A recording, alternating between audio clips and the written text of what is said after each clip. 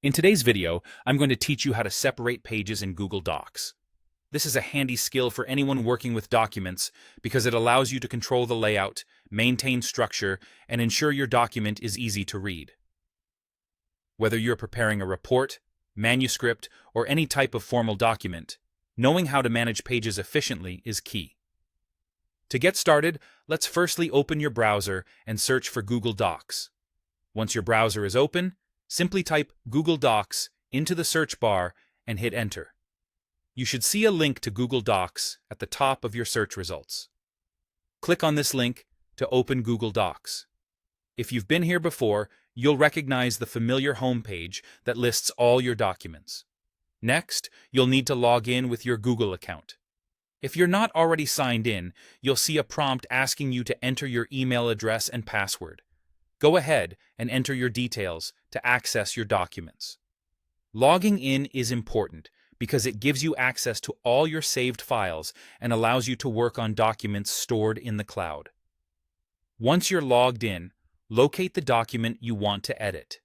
You can do this by scrolling through your list of recent documents or by using the search bar at the top to quickly find what you're looking for. After you've opened your document, you'll notice at the top of the page a menu bar with several options to choose from.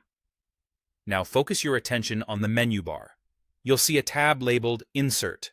Click on it to reveal a drop-down menu with multiple options. This menu provides different elements you can insert into your document, such as images, tables, and more. From the drop-down, hover your cursor over the option labeled Break. This will open another submenu.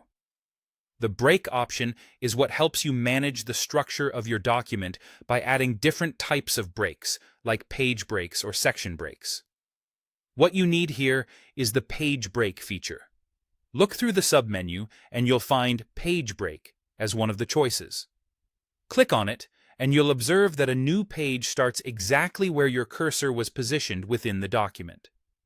This is particularly useful when you want to end a section and ensure that the next portion of your text begins on a fresh page.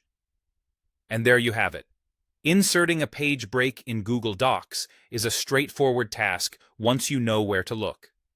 So, whenever you need to space out sections in your documents, you'll have the necessary tool at your fingertips. Thank you for watching, and I hope this guide has made your use of Google Docs a little easier.